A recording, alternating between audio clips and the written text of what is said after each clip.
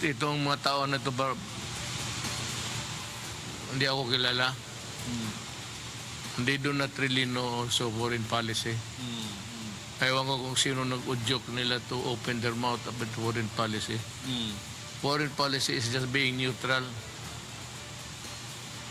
But ako, neutral in the sense that I do not favor one country for the other, nor would I allow any of those countries to be in the Philippines to establish mga military bases. What was the fiasco all about?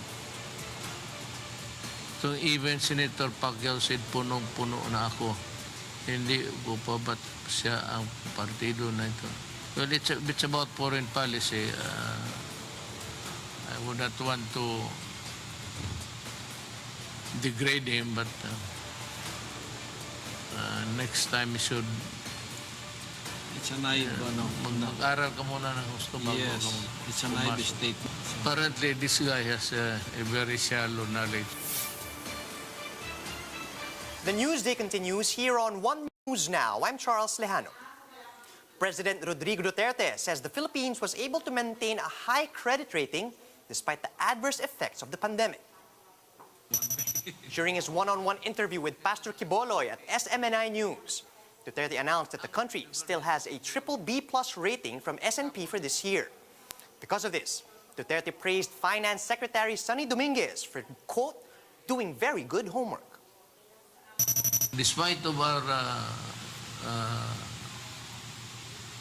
maybe total lack of funds to address all the problems of governance, binigyan pa rin tayo ng BBB+. Ibig sabihin, Pastor, yung rating natin sa borrowing, makahiram tayo ng pera. Still on the president, who is assuring the public that the police officer who shot a woman dead in Quezon City will go to prison. In the same interview with Pastor Quiboloy, Duterte said he's only willing to defend the police and military if they do their duties in accordance with law. The president said he does not condone policemen who intentionally commit murder over a petty quarrel while drunk. Duterte was referring to ex-police officer Hensi Zinampan, who was caught on video last week grabbing the hair of 52-year-old victim Lilibeth Valdez before shooting her in the neck. They have to pay. Yeah. Pero itong policeman na lasing ka, torpe ka, tapos mapatay ka pa ng tao, kung nandyan ako, papatayan kita. Wala kang silbi. Kulong taglagan. Kung makulong yan, Pastor, sigurado.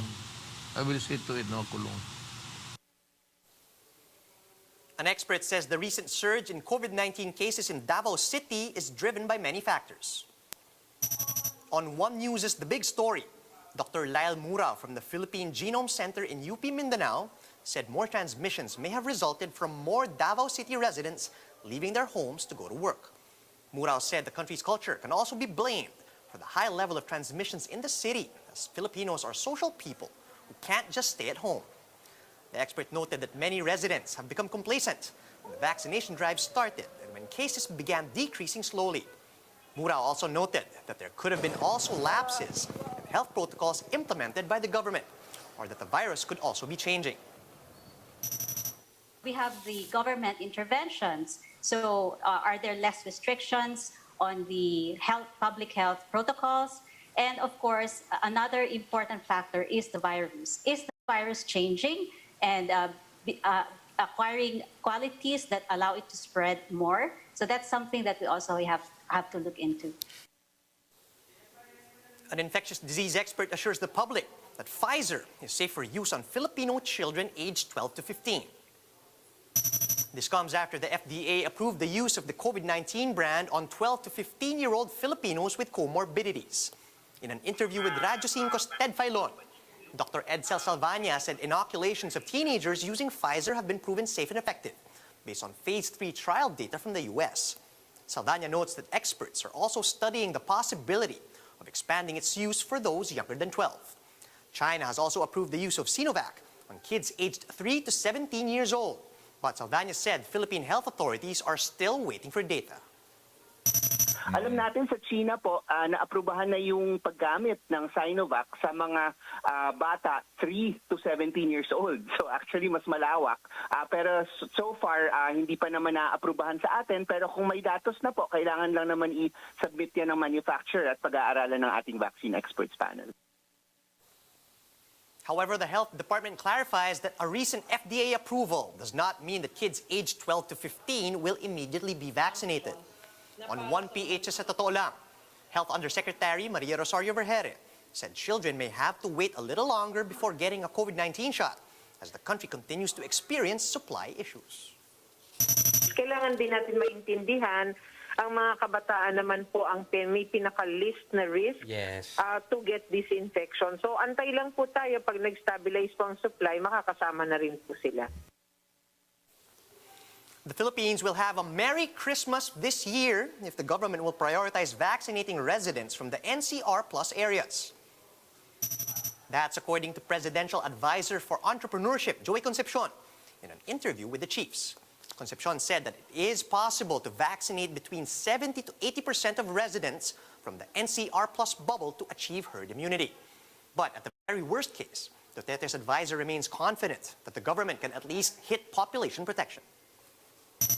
40 to 50% for NCR Plus, especially NCR, is very doable because if you look at NCR Plus, that's about 25 billion people. NCR would be about 13 million people. To hit 40-50% in that's only about 6.5 billion people for NCR. No? I mean, so to me, if we don't hit population protection, I think it's a failure.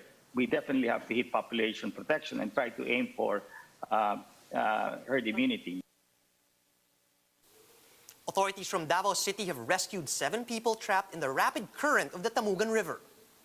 The 7-man team was conducting a survey at the Apo Agua water source yesterday when the ITCZ brought heavy rainfall to the area. The river's water level then started to rise, eventually trapping the group. The Davao rescue team confirms that all 7 individuals are now safe.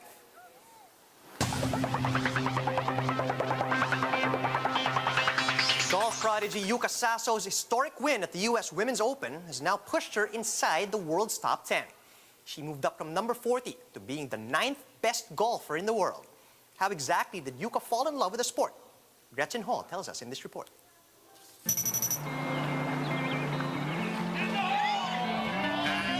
Being dubbed by the Olympics as the Philippine golf phenom may put a lot of pressure. But that wasn't the case for 19-year-old Yuka Saso.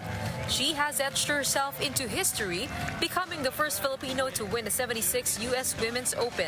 To all my friends and fans back in the Philippines and Japan, I'm really thankful. Born in the Philippines to a Japanese father and a Filipina mother, Yuka moved to Japan when she was 4. Without friends and unable to speak Nihongo, her dad kept bringing her to the driving range. This led to her first love, golf. Saso grew up watching her idol, 4-time major champion Rory McIlroy. The former world #1 congratulated Yuka after her win. I started watching him when I was 13. I wasn't really expecting him to notice me, so I'm really happy. By age 9, Yuka and her family went back to the Philippines to follow her dream of becoming a professional golfer. Yeah, I'm very thankful for my family na dahil po nilang sinakripisyo para sa akin. So, we gotta move on and focus on my next tournament. During her winning match, many were impressed with her composure and seeming sense of calm amidst the pressure. After all, it's no easy feat to recover from double bogeys. I just trusted the process. What were you telling yourself when you approached the sudden death playoff? Always win. Always win. Yes. Okay yan. Always win. I watched it on movie. You know the movie 3 Idiots? Her historic feat more than impressed fellow national athletes turned golf enthusiasts, including our very own basketball and volleyball phenoms. Pasok ba siya sa definition ninyo ng phenom? At bakit?